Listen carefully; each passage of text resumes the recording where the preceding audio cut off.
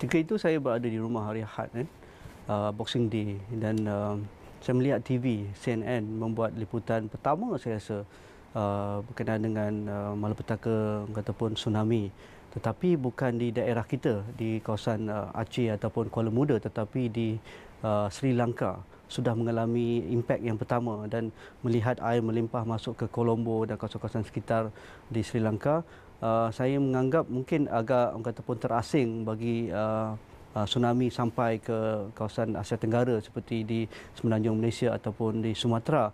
Tetapi tidak lama kemudian mendapat berita berlaku pula di Phuket, di Thailand, dan saya melihat laporan-laporan berita, dan saya terus bercakap dengan rakan-rakan di pejabat yang bekerja sama ada kita menghantar wakil kita untuk membuat liputan di Pulau Pinang, kerana ada juga berita katakan air sampai ke Pulau Pinang, dan memang berlaku pun di Miami Beach di pesisir pantai Batu Peringgi ketika itu.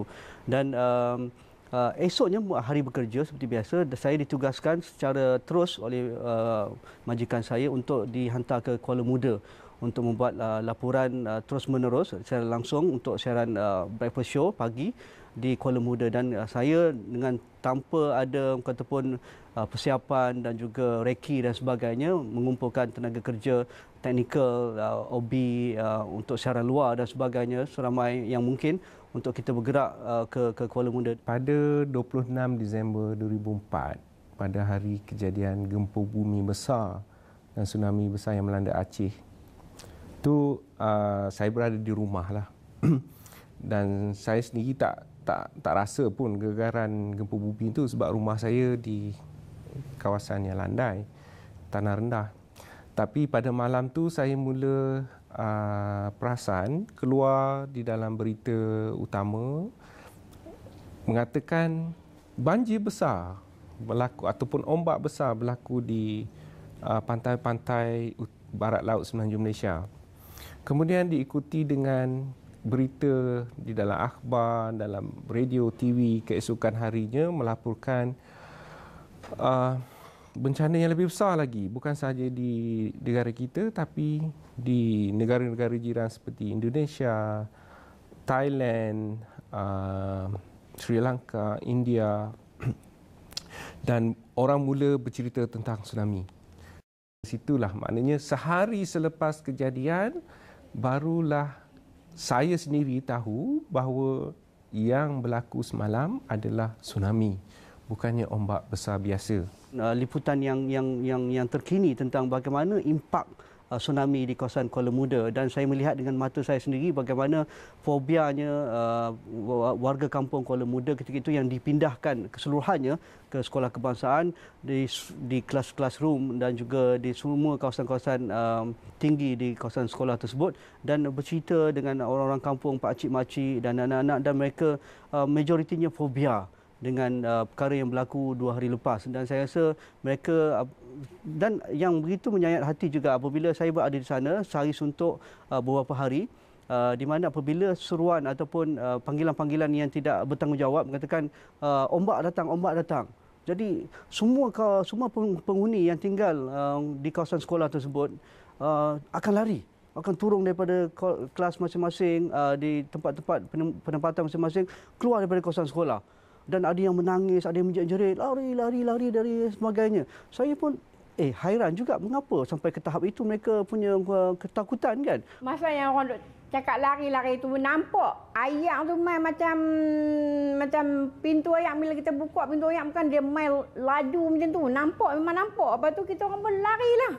Pegang anak-anak apa yang dan kat tangan ni, bawa larilah. Pegang tu pun anak pun pakat masing-masing lari, masing-masing pakat lama. Yang ada yang kerja mana mak, semua hak yang dalam kampung apa semua satu jalan tau tak? Yang di belah jalan sini satu jalan saja kami.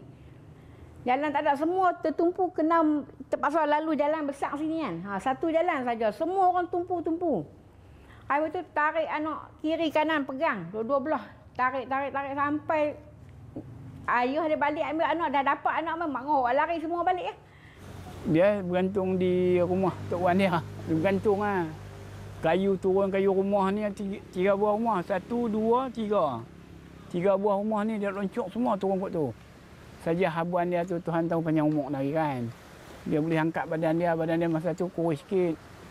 Lepas tu elok-elok dia habis keluar U tu. Dia keluar U lah. Dalam lama agak ah. Tapi dia pun cuma minta suruh ayah mengucap banyak-banyak lah. Dia duduk gantung di pokok nipah tu. Duduk gantung. Tu lah yang dia abang ayah mengucap banyak-banyak lah macam mana kan. Saya melihat sendiri kampung mereka yang flat ground zero, kawasan-kawasan kemah-kemah orang kahwin ketika itu, berselarakan pinggan mangkuk, dapur dan sebagainya di seluruh kawasan yang menuju ke hutan bakau di dalam sana, dan terselit banyak kesan-kesan rumah, batu-bata, hakisan pokok dan sebagainya, kerana kawasan hutan bakau sebagai penampan untuk menghentikan ombak tsunami. Di situlah beberapa mayat dijumpai yang tidak dapat menyelamatkan diri, dan itu saya rasa first experience saya menghadapi suasana di Kuala Muda. Tsunami ni sebelum kejadian Disember 2004 memang agak asing bagi masyarakat awam, begitu juga kami geosaintis di Malaysia, kerana kita tak pernah mengalami tsunami sebelum itu. Saya masih ingat, walaupun sewaktu saya menjadi pelajar di Jabatan Geologi UKM pada waktu, memang ada pensyarah kami menceritakan tentang tsunami, tapi orang kata setakat belajar apa itu tsunami sajalah, dan tak pernah terbayang pun di fikiran macam mana dahsyatnya bencana tsunami. Jadi bila dah berlaku sendiri di negara sendiri dan dah melihatnya sendiri, kesannya, impaknya, barulah kita dapat menghayati dengan erti kata sebenar apa itu bencana tsunami. Ayah ni bila dia main, mula-mula dia main, lepas tu dia surut pi. Lepas tu pula baru dia main pula. Dia ada ruang lah, dia kata dia tak main terus sekali ni tu. Dia 2 kali, 3 kali dia main. Yang pertama tu dia main takat-takat lutut lah. Lepas tu yang kedua, yang ketiga tu yang paling dahsyat sekali tu. Saya tidak kata pun melihat itu sebagai satu pengalaman yang menakutkan. Saya melihat sebagai satu cabaran sebagai wartawan, dan untuk memberikan liputan komprehensif bagaimana kami menggambarkan seriusnya impak tsunami di Kuala Muda, kerana ramai yang tidak kata pun dapat menggambarkan tinggi mana ombaknya. Dikatakan ada setinggi pokok, ada setinggi pokok kelapa dan sebagainya. Pelbagai cerita kalau kita berjumpa dengan orang-orang kampung dan sebagainya. Tetapi apabila saya melihat sendiri rumah-rumah kayu yang dibina, rumah-rumah tradisional kampung nelayan kan, ranap sama sekali, yang tinggal hanya bahagian dapur, kerana bahagian dapur lah yang ada konkrit, ada batu dan sebagainya. Jadi yang lain-lain kayu-kayu ni semua dihanyutkan oleh ombak tsunami. Dan saya boleh gambarkan bahawa ombak tu memang really orang kata pun memang kuat dan memang besar, memang tinggi, dan apa yang diceritakan oleh orang kampung benar-benar berlaku. Dan saya rasa itu satu pengalaman pahit yang mereka tidak pernah hadapi dan mereka tidak akan lupa selama-lamanya. Dan saya rasa itu sampai sehingga hari ini, biarpun penempatan baru diberikan oleh pihak kerajaan ataupun pihak berkuasa, tetapi hidup mereka adalah dengan laut. Punca pendapatan mereka adalah dengan laut. Anak-anak mereka dibesarkan dengan laut, jadi mereka sinonim dengan laut. Dan tetapi fobia ombak tsunami begitu dekat dengan mereka, dan mereka pastinya tidak akan melupakan. Ribut dulu pun dahsyat lagi. Masa saya bujang dulu, ribut dahsyat lagi daripada tsunami. Tapi tak apalah, dia main angin dengan hujan, lepas tu dia hilang. Kira tak? Hak ni dia main sekelip mata ya. Hak ni yang masalah kan, sekelip mata. Kalau dia main, kita duk nampak dia, kita boleh pelari barang, tak apa, tak dan. Dia main tu, masa pada dulu pun Tok Nenek tak pernah cerita lah kata ada bencana lagu tu kan. Jadi orang seronok lepas kat tengok lagu ni pula dah kata.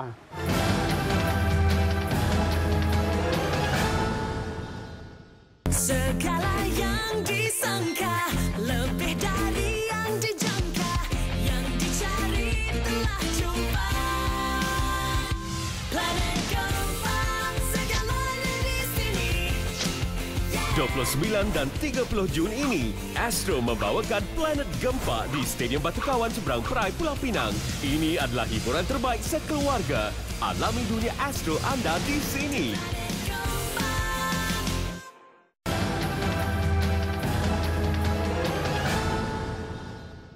Walaupun dah dilaporkan di dalam akhbar, di dalam berita dah lihat gambar Tapi apabila turun sendiri ke tapak melihat dengan mata sendiri, memang jauh lebih dahsyat daripada apa yang digambarkan oleh laporan-laporan akhbar. Jadi sesampainya sahaja saya ke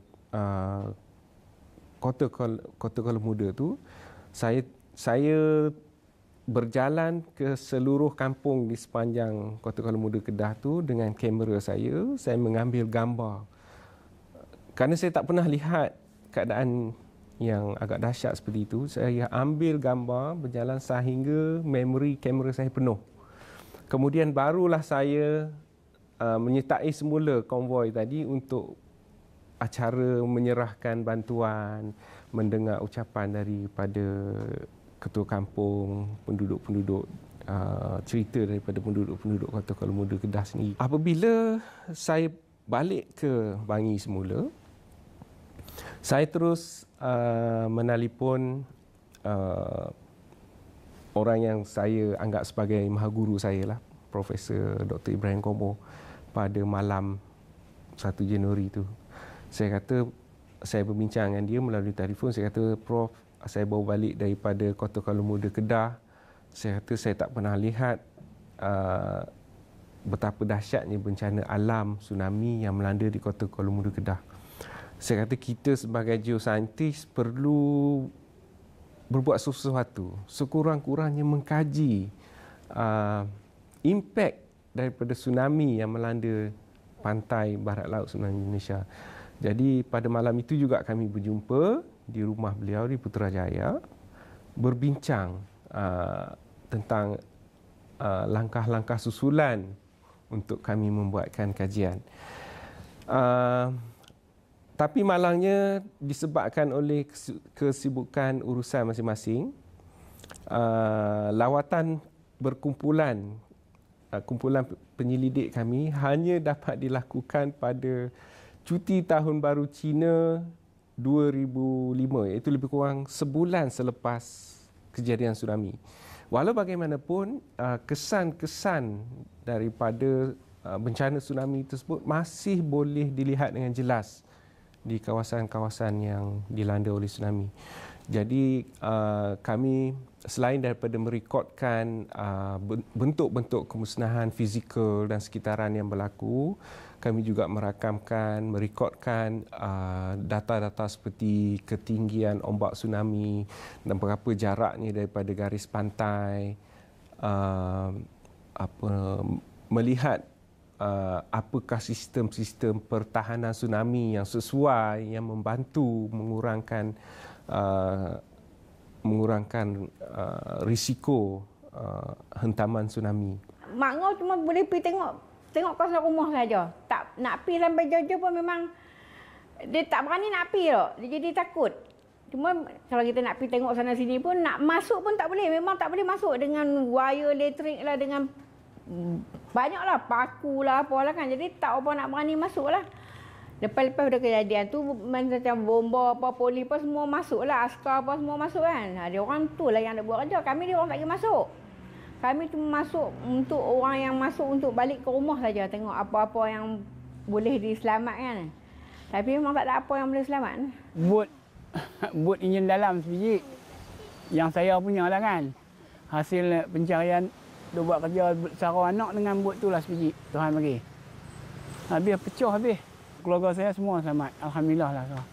Kita perlu belajar dari negara-negara yang maju tentang kataupun bencana alam seperti Amerika Syarikat, Jepun, dan saya berkesempatan ke Jepun baru ini pun lihat kita pun tahu tsunami berlaku di Jepun 2 tahun lepas, dan kita lihat besar sekali bencana tsunami berlaku di Jepun, tetapi berapa sahaja nyawa yang terkorban, menunjukkan bahawa mereka benar-benar bersedia untuk menghadapi bencana kerana mereka berada dalam lingkaran api Pasifik. Gempa bumi, letupan gunung berapi, tsunami biasa bagi mereka, menyebabkan mereka menjadi satu bangsa yang maju menghadapi bencana. Dan itu terbukti Kalau negara kita saya tak tahu. Kalau negara-negara jiran-jiran kita saya tak pasti. Adakah jumlah itu akan berlipat kali ganda ramainya ataupun seperti di Jepun. Dan ini menunjukkan bahawa mereka membuat persiapan yang terperinci. Dalam persiapan itu pun mereka masih ada loophole ataupun ruang-ruang yang tidak mereka katakan capai fikiran mereka, dan berlaku juga akhirnya korban nyawa, kebocoran reaktor nuklear dan sebagainya. Dan akhirnya mereka belajar pula bagaimana menghadapi bencana tsunami yang setinggi yang tidak pernah mereka hadapi sebelum ini. Mereka boleh hadapi mungkin setinggi berapa kaki, tetapi kali ini melampaui daripada sejarah yang pernah mereka hadapi. Jadi mereka belajar, setiap kali bencana mereka belajar. Begitu juga dengan gempa bumi. Tsunami ni dia berbeza daripada ombak biasa. Ombak biasa yang sebesar mana pun tenaganya tidak sama seperti tenaga tsunami. Dan tsunami ini dia berpunca daripada beberapa sebab lah. Yang paling biasa ialah gempa bumi di dasar laut. Bukan semua jenis gempa bumi boleh menimbulkan tsunami, tetapi gempa bumi yang lazimnya berskala lebih daripada 6.5 skala Richter dan dia melibatkan anjakan lantai lautan. Maknanya dasar lautan tu, lantai lautan tu ada yang teranjak, satu yang turun, satu naik macam tu.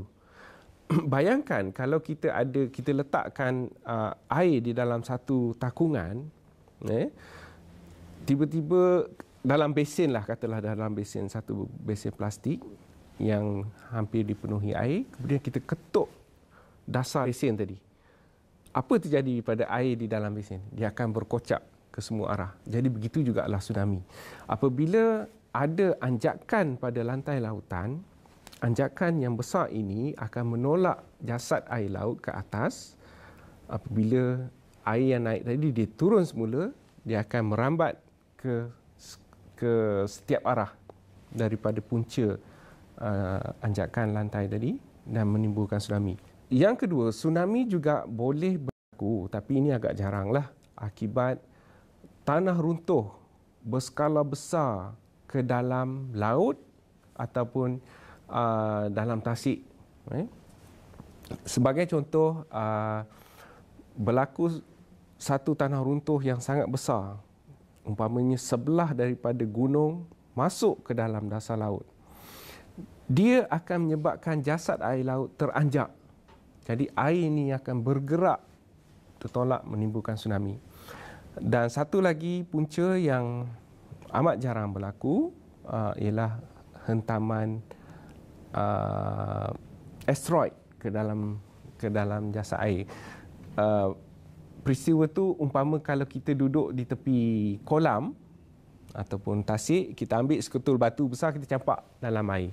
Apa jadi pada air tu? Air tadi akan berkocak dan merambat ke seluruh ke sekeliling pusat tempat kita mencampakkan batu tadi.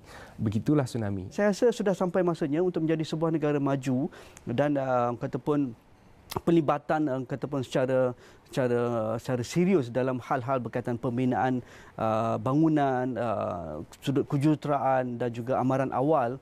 Saya rasa tiada kompromi kerana ada certain kawasan di negara kita terdedah dengan angkara ataupun bencana ini, tetapi kita agak take for granted, ambil mudah, dan saya rasa itu tidak perlu diberi kataupun perhatian. Kita perlu melihat semula SOP bagaimana kita menghadapi bencana, dan Majlis Keselamatan Negara misalnya perlu ada satu unit khas yang benar-benar mereka yang pakar dalam menghadapi bencana, bagaimana menggerakkan jentera, menggerakkan misi bantuan, membina sistem amaran awal yang efektif.